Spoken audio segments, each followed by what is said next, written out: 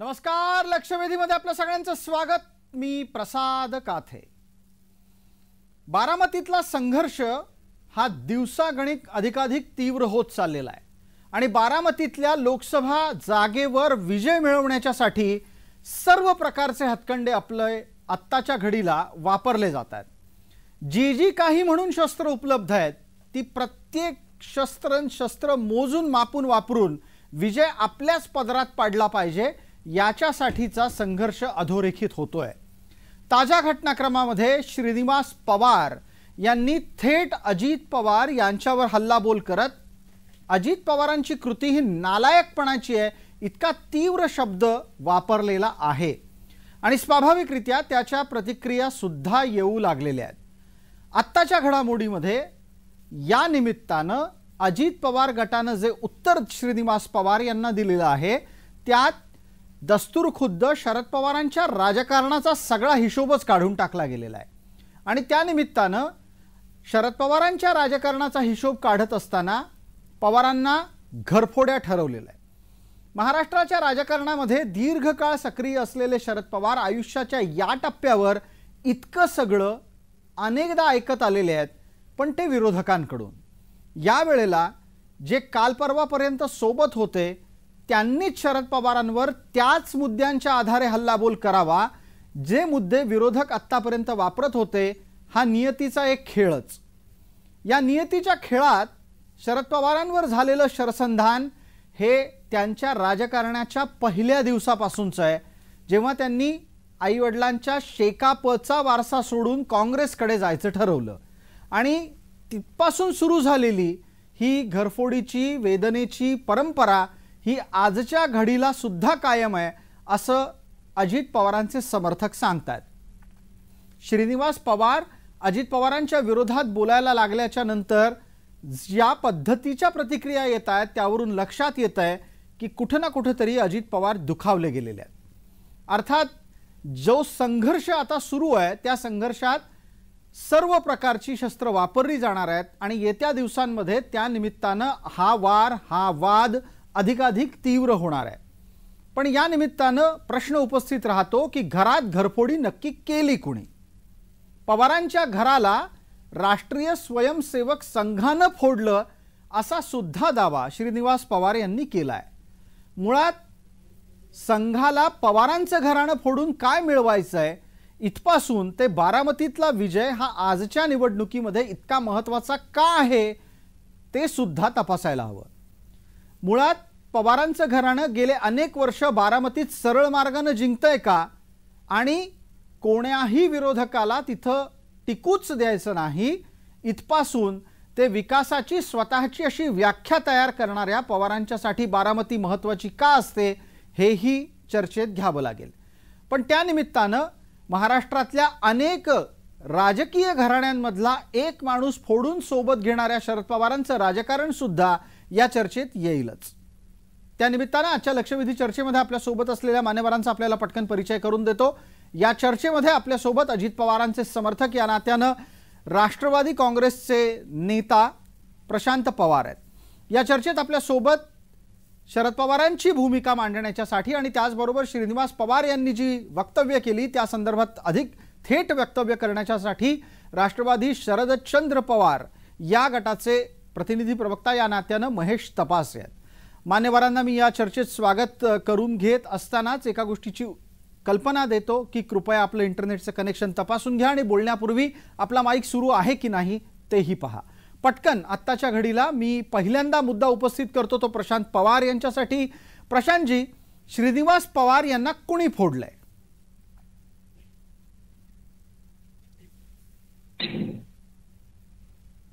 नमस्कार. नमस्कार. कोणी कोणाला फोडत नाही. आपापल्या मनाने ज्या पद्धतीनं श्रीनिवास पवार साहेब बोलले ते काही बोलण्याची पद्धत नाही आहे. मी कुठेतरी ऐकलं की ते नालायक वगैरे म्हटलं म्हणून. म्हणजे आतापर्यंत सगळं चांगलं होतं आणि आता एकदम असं नालायक बोलण्यापर्यंत असं काय झालं. आणि दुसरं म्हणजे त्यांनी सांगितलं जो शेती करतो तो काही मालक नसतो. अहो, एक म्हण आहे ना, कसेल त्याची शेती. तर आम्ही अजितदादांनी बारामती मतदारसंघ बांधला, मेहनत घेतली, जनता त्यांना लाईक करते म्हणून ते त्या दावेदार झाले.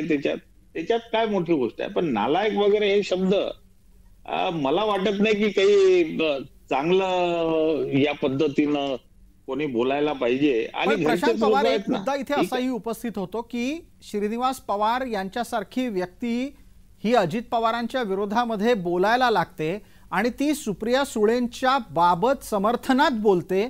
याच्या मागे बोलविता धनी कोण असू शकतो? कारण हे कधी घडतं? हे त्याच दिवशी घडतं ज्या दिवशी अख्खं पवार कुटुंब सुप्रिया यांच्या पाठीशी आहे अशा प्रकारचे सोशल मीडियावर प्रचाराचे एक प्रकारे मीम्स व्हायरल व्हायला लागतात आणि अजित पवार घरात एकटे पडलेले आहेत असं सुद्धा सोशल मीडियावर पसरवलं जातं. त्याच दिवशी श्रीनिवास पवार यांचं भाषण येतं.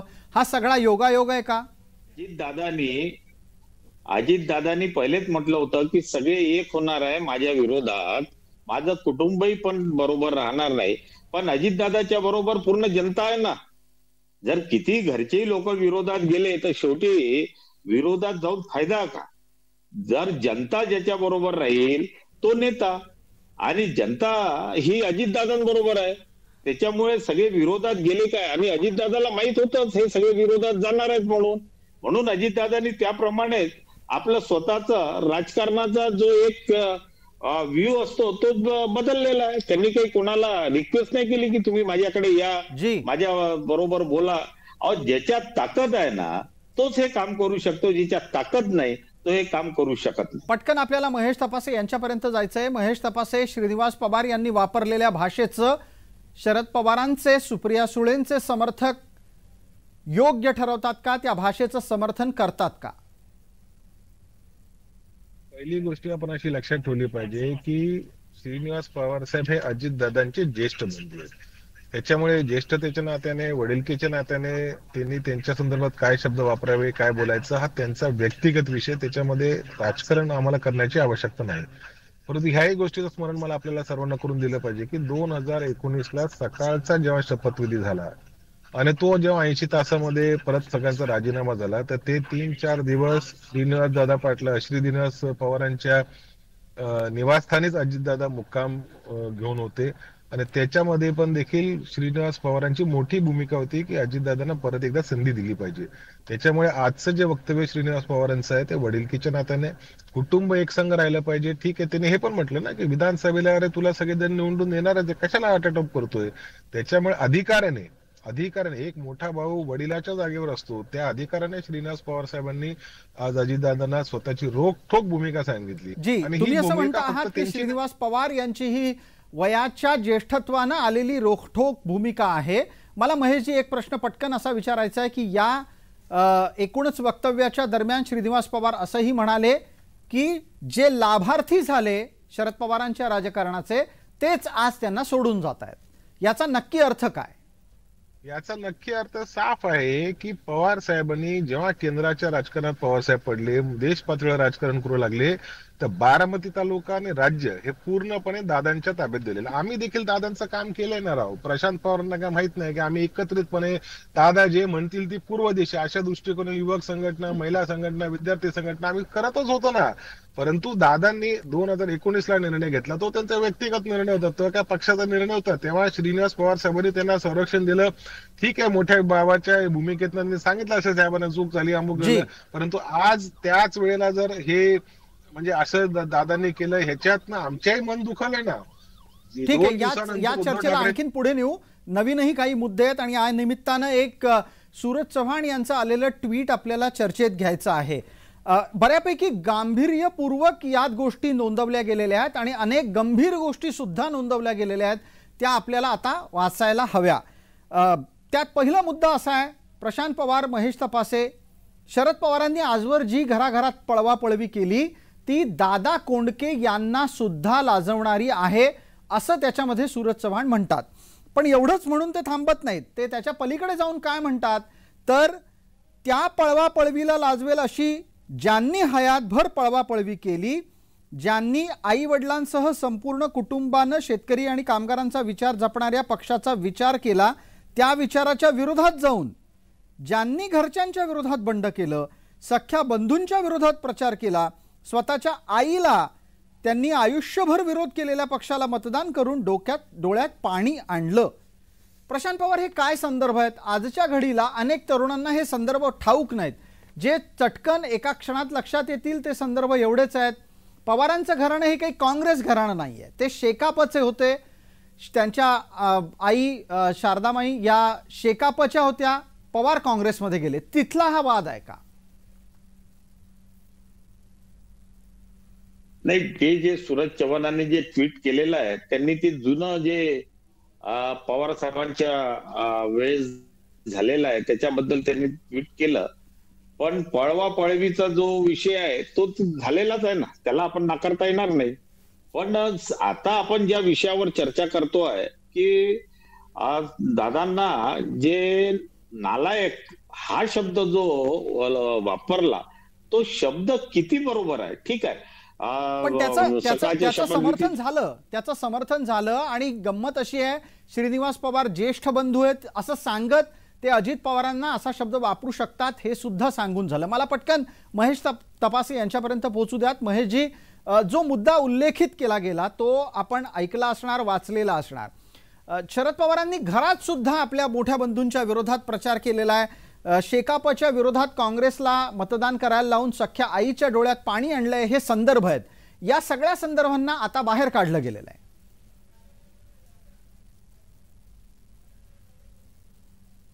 महेश तपासे, आपला संपर्क बाधित होतोय. आपण प्रवासात आहात, थोडा वेळ बाजूला गाडी लावली तर चर्चेत विना तक्रार सहभागी होऊ शकाल. विना अडथळा आपला संवाद होणं गरजेचं आहे. पटकन प्रशांत पवार आपल्यापर्यंत जाऊयात. महाराष्ट्राच्या राजकारणात सर्वाधिक राजकारणातली घराणी कोणी फोडली असा जर समजा कधी संदर्भ काढला तर त्याचं उत्तर केवळ आणि केवळ शरद पवार असतं.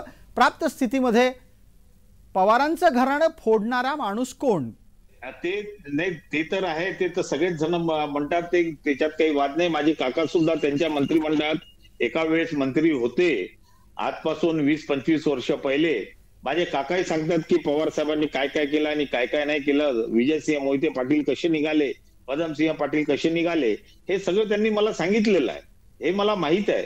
पण विषय असा आहे की ज्येष्ठ माणसाने जर आपल्या लहान भावाला जर असं म्हटलं तर हे कितपत बरोबर आहे? पण प्रशांत पवार, तुम्हाला असं वाटतं का की जर समजा ज्येष्ठ माणूस आपल्या लहान भावाला नालायक म्हणत असेल तर एक दिवशी लहान भाऊ पण मोठ्या भावाला काही ना काहीतरी शब्द वापरू शकतो आणि मग तेव्हा मोठा अपमान महाराष्ट्राच्या राजकारणात कोणाचा तरी होऊ शकतो? हे श्रीनिवास पवारांना कळायला हवं होतं की नाही? प्रश्न, मोठे बंधू आहात ना तुम्ही एखाद्या रूम मध्ये बसून त्यांचा कान पकडू शकता, तुम्ही त्यांना रागवू शकता. पण तुम्ही मीडिया समोर जर इतक्या खालच्या दर्जाने बोलत असाल, आज ते या राज्याचे उपमुख्यमंत्री आहेत, आज जनता त्यांच्या मागे आहे, हे का बरं तुम्ही विसरून राहील? अगदी हाच मुद्दा घेऊन पटकन जाऊयात आपल्या सोबत असलेल्या महेश तपासे यांच्याकडे. महेशजी, आपला संपर्क बाधित होतोय, माझी विनंती आहे थोडा वेळ प्रवास आपण थांबवलात तर खूप बरं होईल. इथे आता मुद्दा वारंवार काय उपस्थित होतोय तो पहा. सूरज चव्हाण यांनी केलेल्या ट्विटच्या माध्यमातून विविध प्रकारचे दावे केले गेले. पवारांच्या राजकारणाच्या माध्यमातून कशा प्रकारे महाराष्ट्रामध्ये विविध राजकारणी तोडली गेली हे सुद्धा सांगितलं. पण या सगळ्या गोष्टी एका बाजूला आहेत. प्रशांत पवार वारंवार कोणत्या गोष्टीचा उल्लेख करतायत तर राज्य आणि राज्यातली जनता अजित पवारांच्या पाठीशी आहे. हे श्रीनिवास पवारांना दिसत नाही का?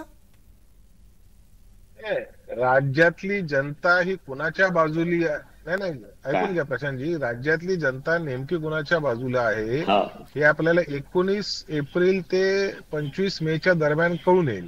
त्याच्यामुळे अजून काय फार जास्ती आपल्याला प्रतीक्षा करायची आवश्यकता नाही. तुम्ही कितीही जरी बोलला की मोदींची गॅरंटी, अमुक गॅरंटी, तमुक गॅरंटी, माझा एकच प्रश्नाचं उत्तर द्या. चला, मी बाकीचं काहीच बोलत नाही. आता हे सगळं राजकारण बाजूला. महेशजी, आपला संपर्क बाधित होतोय. ऐन वेळेला ऐन महत्वाच्याच मुद्द्यांवर जेव्हा आपण प्रश्न विचारू इच्छितात तेव्हाच संपर्क जातोय. बोला महेशजी, आपण जोडले गेलेले आहात. माझा एकच प्रश्न आहे, शिंदे साहेबांनी शिवसेनेमध्ये बंड केला त्या वेळेला विधानसभेच्या पटलावर एवढा कडाडून विरोध अजितदादांनी का केला? शिंदे साहेबांच्या प्रत्येक भूमिकेचा विरोध अजितदादांनी केला. आणि जर अजितदादांना जायचंच होतं, समजा त्यांना जायचंय, त्याच्यामध्ये कोणी कुणाला थांबवू शकत नाही, आणि जात असताना स्वतःचा वेगळा पक्ष का काढला नाही? स्वतःच्या काकाचा पक्ष चोरण्याची काय गरज होती? तुम्ही सक्षम आहात, तुम्ही राज्याचे नेते आहात, तुम्हाला एवढं मोठं अनेक वर्ष मंत्रीपद, अनेक वेळा उपमुख्यमंत्रीपद पवार साहेबांनी दिलं, दुनियाची सगळी ताकद तुमच्याकडे आहे. त्याच्यामुळे जर तुम्हाला जायचंच होतं ना, एक पक्ष रजिस्टर करायचा होता, 2 महिन्यात तुम्हाला मान्यता मिळाली असती. ती गोष्ट जी राज ठाकरे करू शकले, म्हणजे आदर्श पुतण्या कोण जर मला विचारलं तर अजित पवार आणि राज ठाकरेंमध्ये मी राज ठाकरेंना जास्ती नंबर देईल. ते आदर्श पुतणे आहेत, त्यांनी स्वतःच त्यांच्या पक्षाला यश मिळालं नाही मिळाला बाजूला ठेवा, परंतु राज ठाकरेंनी नैतिकता दाखवली. स्वतःच्या वयोवृद्ध काकाला म्हणजे बाळासाहेब ठाकरेंना अश्रू दिले नाही, ते घराच्या बाहेर गेले, त्यांनी वाट मोकळी करून दिली उद्धव ठाकरे साहेबांसाठी आणि स्वतःचा पक्ष काढला. म्हणून ते आदर्श पुतणे आहेत असं मला वाटतं. दादा ते करू शकत होते, दादांमध्ये ती ताकद आहे. प्रशांतजी माझा पूर्ण झाला नाही. दादांमध्ये ताकद होती, संघटन आहे, दादांमध्ये नेतृत्व आहे, दादांनी विकासाच्या दृष्टिकोनातून जे दादांचं विजन आहे, फार कमी लोकांचं महाराष्ट्रामध्ये ते विजन आहे. आणि हे सगळं गोष्ट घडत असताना दादा स्वतःचा पक्ष काढू शकत होते. त्यांना साहेबांना ह्या वयामध्ये दुखण्याची काहीच आवश्यकता नव्हती. दादांनी वेगळी भूमिका मांडली असती तर लोकांनी वेगळ्या पद्धतीने विचार केला असता. आज श्रीनिवास पवारांना असं बोलण्याची आवश्यकताच नसती आली. सुप्रियाताई काय बोलत नाही, सुप्रियाताईंचं भाषण बघा, एकही चुकीचा शब्द काढत नाही. आम्हाला किती त्रास होतो तुम्ही बिलीव्ह नाही करू शकत. आजही आम्हाला म्हणजे मनामध्ये त्रास होतो की अजितदादांची एखाद्या स्टेटमेंटला प्रतिक्रिया द्यायची काय, म्हणजे एवढी जी आमची विवेचना आहे ती त्यांच्याबद्दल असलेल्या आदरापुरेच आहे. आपण महेशजी उत्तराची संधी प्रशांत पवार यांना देणार आहोत. वेळ मर्यादेमध्ये प्रत्येकालाच बोलायचंय. प्रशांत पवार, आपण याचं उत्तर निश्चितच द्याल जे आक्षेप आत्ताच्या घडीला महेश तपासे यांनी उपस्थित केलेत. मुख्य मुद्दा सातत्यानं समोर येत असतो की जर अजित पवार इतके महान आहेत तर त्यांनी वेगळा पक्ष का काढला नाही, शरद पवारांचा पक्ष बळकावण्याचा प्रयत्न का केला. मी तेच सांगतोय की राजसाहेबांनी जेव्हा वेगळे निघाले त्यावेळी राजसाहेबांबरोबर कोण होतं? कोणी आमदार होते, खासदार होते किंवा काही मंत्रिमंडळातले लोक होते? कोणीच नव्हतं ना. मी सुद्धा त्यांच्या बरोबर काम केलेलं आहे. मी 1999 ला जसं पवार साहेबांबरोबर काम केलं तसं मी राजसाहेबांबरोबरही काम केलेलं आहे. आज अजितदादांच्या मागे या महाराष्ट्रातले 45 आमदार होते, नगर परिषदेचे माजी अध्यक्ष राहिले, जिल्हा परिषदेचे राहिले, संघटन राहिलेलं आहे. अहो पक्षच आमचा आहे ना, आम्ही कुठे पक्ष चोरला? कोण म्हणते आम्ही पक्ष चोरला म्हणून? जेव्हा ज्या पक्षाचे 40-45 आमदार आमच्याकडे आहेत आणि ते स्वतःहून आलेले आहेत ना, काही आम्ही चोरून आणलेले आहे किंवा दाबवून आणलेले आहे किंवा जसं आता तुम्ही म्हणलं शिंदे साहेबांनी केलं, आम्ही काही कुठे गुवाहाटीला घेऊन गेलो असं काहीच नाही.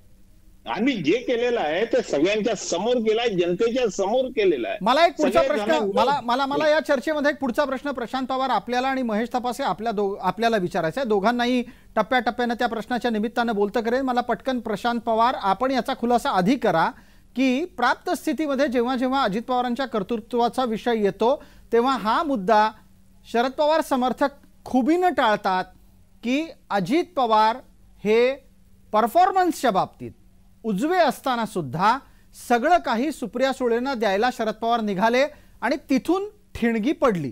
प्रशांत पवार, खरं आहे का खोटं आहे? आता सुप्रियाताईंना तर अध्यक्ष केलंच होतं ना. अहो मला एक सांगा, जर आम्ही महाराष्ट्रामध्ये संघटन वाढवून राहिलो, महाराष्ट्र आम्ही बांधून राहिलो आहे आणि तुम्ही साध्या त्या महाराष्ट्राच्या बॉडीमध्ये अजितदादांना घेतलं नाही, हे काय म्हणजे अजितदादांचं अपमान नाही येतं काय आहे? जो माणूस सतत काम करतो त्याला जर एखाद्या संघटनेमध्ये तुम्ही घेतलं नाही तर तो अपमानित होतो की नाही? आता रिसेंट घ्या ना, त्या मोरेंना, रमेश मोरेंना जे पुण्याच्या, त्यांना साहेबांनी त्या पद्धतीनं हे केलं, ते अपमानित झाले की नाही झाले? अहो तुम्ही जो रात्रंदिवस काम करून राहिला, इव्हन पवार साहेबांचं स्वतःचं स्टेटमेंट आहे की अजित ज्या पद्धतीनं काम करतो, सकाळी उठून सगळ्यांबरोबर बोलतो, ऍडमिनिस्ट्रेशन मध्ये, त्या माणसाला तुम्ही का बरं डावलता प्रत्येक? अगदी हा मुद्दा श्रीनिवास पवारांच्या लक्षात का नाही आला? आज श्रीनिवास पवार अजित पवारांना अत्यंत थेटरित्या नालायक म्हणतात आणि तो शब्द योग्य आहे असं शरद पवार समर्थक सांगतायत, तर महेश तपासे अजित पवारांवर त्यांच्या कर्तृत्वाच्या निमित्तानं पक्षांतर्गत सख्या काकाकडून अन्याय होत होता, हे श्रीनिवास पवारांना दिसलं नाही का? अजित दादांवर काय अन्याय झाला पहिले याचा आपण पाढा वाचू. पहिली आमदारकी दिली, खासदारकी दिली, तो पाढा तो त्यांच्या संदर्भामध्ये चुकीचं झालं का, त्यांना पहिल्यांदा मंत्री केलं ते चुकीचं झालं का, त्यांना उपमुख्यमंत्री केलं ते चुकीचं झालं का, त्यांना जिल्हा बँकेवर अध्यक्ष केलं, त्यांना राज्य सहकारी बँकेवर अध्यक्ष केलं, त्यांना बाकीच्या फेडरेशनच्या संस्थेवर अध्यक्ष केलं, हे सगळं चुकीचं झालं का? त्याच्यामुळे दादांना जे मिळालं त्याच्या 1% सुप्रिया सुळेंना खासदारकीच्या पलीकडे मिळालंच काय मला सांगा ना. सुप्रिया सुळे पाहिजे तर केंद्रामध्ये मंत्री होऊ शकल्या असत्या. सुप्रिया पवार साहेबांच्या मनात आलं असतं की सुप्रिया सुळेंना महाराष्ट्राचा महिला मुख्यमंत्री करायचंय, कोणी थांबू शकलं नसतं. सुप्रिया ताई अजिबात लाभार्थी नाही. राष्ट्रवादीच्या 25 वर्षाच्या प्रवासामध्ये सर्वात मोठे लाभार्थी जर कोण ठरले असतील तर ते अजितदादा पवार ठरलेले आहेत. सुप्रिया सुळेंना 1% देखील लाभ म्हणजे पवारांची कन्या असलेला लाभ त्यांना मिळाला नाही. 4 वेळेला लोकसभेला पराभव झालेले भंडारा गोंदियाचे प्रफुल्ल पटेल केंद्रामध्ये मंत्री राहिले. हे पवार साहेब सुप्रिया सुळेला मंत्री केलं नाही. 2019 असो या 19 तारखेनंतर तुम्ही म्हणता ना 19 तारखेनंतर तुम्हाला नक्की कळेल अजितदादाची पॉवर काय आहे आणि अजितदादाची ताकद काय आणि जनता कोणाच्या मागे आहे. असं नाही होत प्रत्येक वेळेस तुम्ही. प्रशांत पवार एकच मिनिट. प्रशांत पवार इथे एक मुद्दा अत्यंत महत्वाचा आला आणि तो मुद्दा महेश तपासेक मांडताना असं म्हणतात, अर्थात त्यांनी अजित पवारांवर अन्याय झालेला नाही, तो श्रीनिवास पवारांना दिसला नाही, अशाच प्रकारची भूमिका घेत असताना एक वाक्य खूप महत्वाचं वापरलं आणि ते म्हणतात पवारांच्या राजकारणाचे एकमेव आणि खरे लाभार्थी अजित पवार ठरले, सुप्रिया सुळे काहीच लाभार्थी ठरल्या नाहीयेत. काही मेहनत घेतलीच नाही म्हणणं आहे का? जी प्रशांत पवार आपला आवाज ये जा करतोय.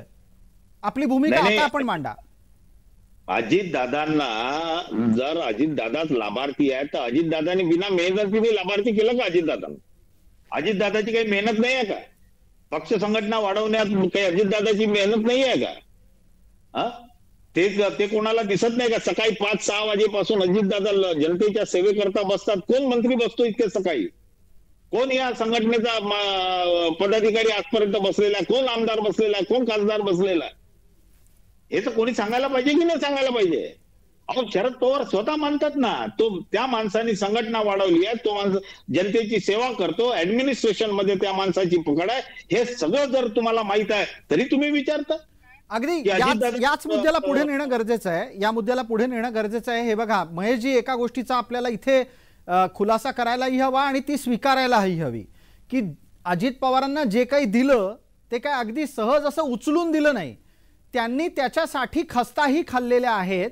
मग जो मेहनत करतो त्याला त्याचं फळ मिळतं. सुप्रिया सुळेंनी एवढी मेहनत केली असती सकाळी उठल्यापासून तर परिस्थिती कदाचित वेगळी असती.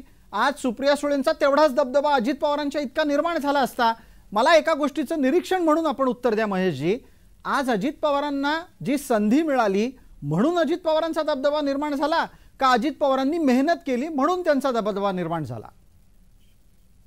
माझी तुम्हाला विनंती आहे की आपण एक निवेदक म्हणून एक कुठली तरी लाईन घ्या की शरद पवारांनी अजित पवारांवर अन्याय केला ही लाईन तुम्हाला पकडायची आहे की त्यांनी कर्तृत्वावर मिळवलं ही लाईन तुम्हाला पकडायची. पहिल्या प्रश्नामध्ये तुम्ही विचारलं की अजित दादांवर अन्याय झाला, त्याच्यावर मी पाडा वाचून दाखवला की गेल्या 25 वर्षामध्ये दादांना काय मिळालं आणि आम्ही देखील दादांवर मनापासून प्रेम करणारे लोक आहोत. आम्हाला खूप वेदना झाल्या. दादांनी ज्या 2 तारखेला ती भूमिका घेतली ना, आम्हाला खूप त्रास झाला.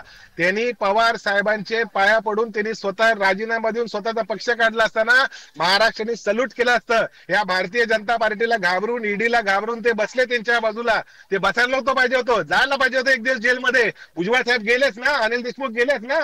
आणि खरं ते खरंच असतं, काही लपत नाही. अजित दादांवर 70,000 कोटीचा आरोप कोणी केला? भाजपने केला. खूप महत्त्वाचं वक्तव्य आपण करताय महेश तपासे. कोणी तुरुंगात जायला हवं होतं? तुमची इच्छा अशी आहे की एक दिवस अजित पवारांनी तुरुंगात जायला हवं होतं?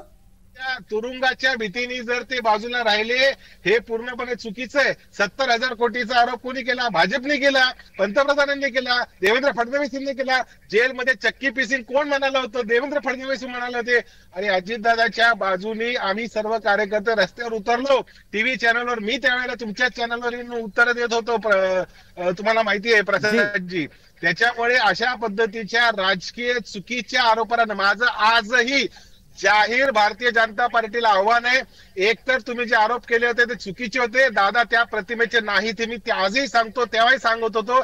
आणि आज दादांना तुम्ही सरकारमध्ये समाविष्ट केल्यानंतर भारतीय जनता पार्टीने जाहीर माफी अजितदादांची, हसन मुश्रीफांची, नवाब मलिकांची मागितली पाहिजे, कारण त्याच्यावर आरोप करण्याचा एकही पुरावा त्यांच्याकडे नाही. तुम्हाला फक्त अगदी महेश तपासे या मुद्द्याला धरूनच एक वक्तव्य श्रीनिवास पवारांनी केलेलं आहे. त्या श्रीनिवास पवारांच्या वक्तव्याचा संदर्भ चर्चेत येणं खूप गरजेचं आहे आणि त्याला अनुषंगानं प्रशांत पवारांकडे आपल्याला जायला हवं. श्रीनिवास पवार काय म्हणतात, त्यांचा दावा आहे की पवारांचं घर फुटलं पाहिजे, हे भाजपला हवं होतं आणि केवळ भाजप नाही तर ती संघाची योजना होती. आता मला एक गोष्टीच्या बाबतीतला खुलासा आपण पटकन प्रशांत पवार करा की पक्षाचं अध्यक्ष मुलगीच होईल, पुतण्या होणार नाही, हे काही संघाने येऊन शरद पवारांना सांगितलं? अधिकाधिक संधी पुतण्याला द्यायची, मुलीला खासदार करायचं, हे काय येऊन संघाने सांगितलं? आणि घरात सुद्धा सत्तेचं वाटप झालं पाहिजे, हे येऊन काही संघाने सांगितलं का शरद पवारांना? प्रशांत पवार, मला एक सांगा, ज्या वेळेस पवार साहेबांनी राजीनामा दिला त्याच्या पहिलेच वक्तव्य काय होतं की काकींनी सुद्धा हे ठरवलेलं आहे की हा राजीनामा पवार साहेब देणार आहे, 2 दिवस पहिले डिसाईड झालं होतं. ते हे का संघाने सांगितलं होतं का की तुम्ही 2 दिवस पहिले राजीनामा द्या आणि मग राजीनामा वापस घ्या म्हणून? म्हणजे तुमच्या सगळ्यांच्या समोर आम्ही सगळे विटनेस असताना तुम्ही तुमचे काही नेते या चेहऱ्याला ते काय ग्लिसरीन राहून रडत होते. अहो महेश भाऊ, तुम्हालाही माहित आहे, मलाही माहित आहे कोण नौटंकी आहे तुमच्या याच्यात. आता याच्यात काय संघाचा काय संबंध आलाय मला सांगा बरं. सुप्रिया ताईंना कशाला घेताय? प्रशांतजी, तुम्ही संघाची बाजू कशाला घेताय? तुम्ही संघाची बाजू कशाला घेता? तुम्ही घेऊ नका ना संघाची बाजू. संघाचा विषय कुठे आला याच्यामध्ये?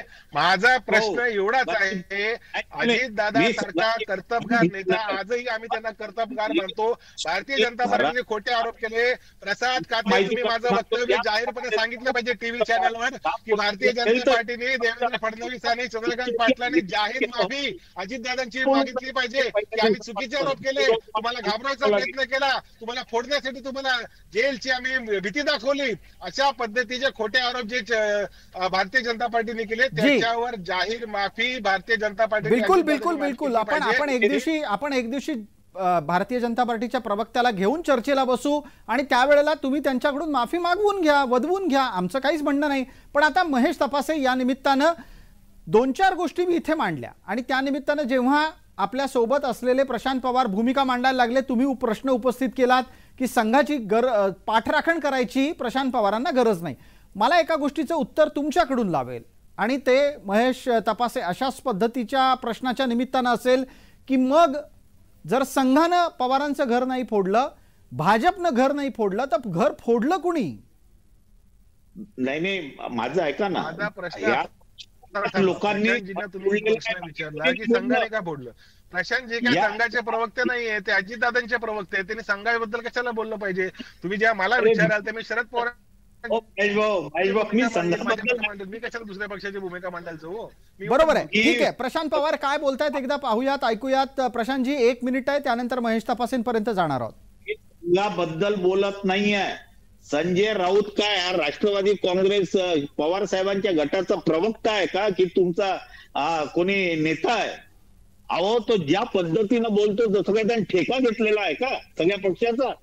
अजित दादांवर त्यांना बोलण्याचा काय अधिकार आहे सांगा ना तुम्ही. आता माहिती भाऊ, जे वाटल तसं उलट बोलण्याचं का? अहो, दादा एक लक्षात घ्या की आपल्या सर्वांच्या भूमिका संजय राऊत मांडतच होते, त्यांच्या प्रत्येक गोष्टीला दुजारा देतच होता. आणि जेव्हा अजित दादा आपल्या सोबत होते तर अनेक वेळा संजय राऊतांच्या वक्तव्यावर आम्ही देखील बोललोय की नाही? मी बोललेलो आहे, सूरज चव्हाण बोललेला आहे. मला माहिती ना, पेपरमध्ये कात्र नाही ती की अजित दादांवर एकदा संजय राऊत बोलले, आम्ही सगळ्यांनी त्याचा विरोध केलेला आहे. त्याच्यामुळे संजय राऊतांनी काय बोलाय, मी कशाला ठरवू? त्यांनी ठरवू, तुम्हाला जे बोलायचं त्यांना बोलवा ना. पण आता अजितदादा शिवसेनेच्या सोबत नाही, ते एकनाथ शिंदे साहेबांच्या शिवसेनेसोबत आहेत, ते भारतीय जनता पार्टी सोबत आहे. त्याच्यामुळे उघडपणे टीका होणार आणि आमच्या हातात नाहीये ते. माझ्या प्रश्नाचं तुम्ही उत्तर द्या की त्या संजय राऊतला तो गद्दार गद्दार म्हणतो ना, अरे तो गद्दाराच्या मतांवर तर निवडून आलेला गद्दार आहे तो. त्याच्यात ताकद आहे का? देणं म्हणा राजीनामा, देऊ शकते का तो राजीनामा? मला काय विचारता पण ठीक आहे. मुद्दा भरकटता कामा नये. मुद्दा भरकटता कामा नये.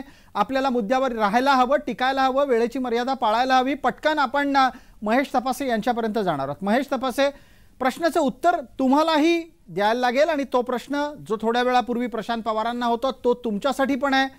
जर संघानं घर नाही फोडलं, भाजपनी घर नाही फोडलं, तर पवारांचं घर फोडलं कुणी? कोण म्हणतंय? महेशजी आपल्याला उत्तर द्यायचंय. नाही, संघाने फोडलं नाही असं कोण म्हणतंय? चंद्रकांत पाटलांचं स्टेटमेंटच आहे का ना, आम्हाला शरद पवारला पराजित करायचंय, आम्हाला बारामतीमध्ये त्यांना उद्ध्वस्त करायचंय. कोण म्हणतंय? सुप्रिया सुळे बारामती लोकसभेच्या खासदार, देश पातळीवर नावलौकिक त्यांनी कमवलंय. 8 वेळा संसद महारत्न त्यांना मिळालेले. भारतीय जनता पार्टीतले देखील काही उमेदवार मनापासून आम्हाला आवडतात. त्याच्यामध्ये नितीन गडकरी साहेब असतील, त्याच्यामध्ये पियुष गोयल साहेब असतील, हे चांगले लोक आहेत, संसदेमध्ये गेले पाहिजे आम्हालाही वाटतं त्या ठिकाणी. परंतु द्वेषाचं राजकारण करायला आम्हाला शरद पवारांनी कधी शिकवलं नाही, काँग्रेस पक्षाने कधी शिकवलं नाही. जी चांगली लोक द्या पटकन, एक उत्तर 30 सेकंदात कृपया द्या. तुम्हाला जर समजा चांगली माणसं संसदेत गेली पाहिजेत असं वाटत असेल आणि कधीही द्वेषाचं राजकारण पवारांनी केलं नाही असं म्हणायचं असेल, तर मग पवारांवर महाराष्ट्रातले घरफोडीचं राजकारण करण्याचा आरोप का लागत आलेला आहे? आणि घेऊन जाणारच आहे मी. आरोप तर खूपच आहे, खूप आरोप लागत बसले. एकही पुरावा कोण देऊ शकला नाही आरोपाचा. नाही, पण पवारांनी महाराष्ट्राच्या राजकारणात घरफोडी केली याचे काही वेगळे पुरावे द्यायची गरज नाही ना. अनेक माणसं आहेत जे वानगी दाखल एकेका पाठोपाठ एक नावं घेता येऊ शकतात. प्रशांत पवार साहेब, मला एक सांगा, पवार साहेबांवर तुम्हाला बोलताना आणि आम्हाला दादांबद्दल बोलताना आमच्या सर्वांच्या अंतःकरणात वेदना होतात ना.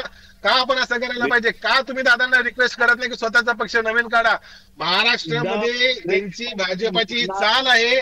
अजित दादा त्यांचा मोहरा आहे. अजित दादा मोहराचं काम झाल्यानंतर भारतीय जनता पार्टी या मोहऱ्याला काय राजगादीवर बसवणार नाही. मोहऱ्याचं काय केलं जाईल तुम्हाला माहिती आहे. त्याच्यामुळे दादांचा ठीक आहे. महेश तपासे, मुद्दा लक्षात आला. वेळ मर्यादेमध्ये आपल्याला चर्चा आटोपती घ्यायची. प्रशांत पवार जाता जाता एक पटकन 30 सेकंदात याचं उत्तर देऊन टाका. अजित पवारांना आत्ताच्या घडीला त्यांचा वापर होतोय हे कळतंय का, किंवा तसा वापर होतोय की नाही? मी तर म्हणतो तुम्ही सुद्धा आमच्या पक्षात यायला पाहिजे. आपला एकच पक्ष आहे. तुम्ही महेश तपासेंना हे सांगता आहात. आता कशाला तुम्ही हे करता? काय शेवटी इतकेही आमदार आहेत, इतके खासदार आमच्याकडे, आणि चांगल्या पद्धतीनं आम्ही जनतेची सेवा करून राहिलो. दादा चांगलं काम करून राहिले. कोर्टाने 4 दिवस आधी काय म्हटलंय प्रशांतजी? अजूनही पक्ष अधिकृतपणे तुमचा नाही. सुप्रीम कोर्टाने ठरवलं तर निर्णय परत फिरू शकतो. निवडणूक आयोगाचा निकाल अंतिम नाही. निवडणुकीच्या आयोगाच्या अहवालाच्या विरोधामध्ये आमची याचिका आहे. तुम्हाला सध्याचा तो चिन्ह मिळालाय, तो पक्ष दिलेला, तो अंतिम निर्णय नाही. सुप्रीम कोर्टाने सांगितलं नवीन चिन्ह जर शोधलं तर बरं होईल. ते मी सांगत नाही, सुप्रीम कोर्ट सांगतोय. त्याच्यामध्ये जो एक संदेश आहे, न्यायाचा संदेश आहे, समजून घ्या. वेळेच उगाच आपल्या, ठीक आहे, लोकांकडे चुका होऊ शकतात, मोठ्या मनाने आपण चुका कबूल करायला पाहिजे. आजही महाराष्ट्राची जनता हे बघते की अशा पद्धतीचं घरफोडीचं राजकारण होऊ नये. बारामतीमध्ये तो वाद होऊ नये. सुप्रिया सुळे कधीच दादांच्या विरोधामध्ये बोलत नाही, तुम्ही बघितलं असेल तर. ते बंद करून टाकलेले आहे ना. तुम्ही तर सांगितलं की गद्दारांसाठी दरवाजे बंद. तुमचे जितेंद्र आव्हाड असा जोरात मोठा माईक घेऊन बोलून राहिले, आणि तुम्ही म्हणता का परत एक व्हायला पाहिजे? त्यांनी सांगितलं ना. चर्चा भरकटता कामा नये. चर्चा श्रीनिवास पवार यांच्या निमित्तानं सुरू झाली होती आणि शरद पवारांच्या राजकारणामध्ये त्या किती वेगवेगळ्या पद्धतीनं किती राजकीय घराणी पवारांनी फोडली इथपर्यंत जाणार होती. आपल्याला या चर्चेला वेळेची मर्यादा आहे. दोन्ही मान्यवरांना विनंती करतो, कृपया थांबा. मला आपल्या दोघांनाही विनंती करायची आहे. आपल्याला ही चर्चा इथेच आटोपती घ्यायची आहे. त्याच्यामुळे मी आपल्या दोघांनाही धन्यवाद देतो आणि आपले हे शब्दबाण इथेच थांबतील अशी अपेक्षा व्यक्त करतो. तूर्तास आपण दोघं मान्यवर या चर्चेत सहभागी झालात त्याबद्दल आपले पुन्हा एकदा आभार. लक्षवेधीच्या या चर्चेत तूर्तास इतकंच. सर्व प्रेक्षकांना जय महाराष्ट्र.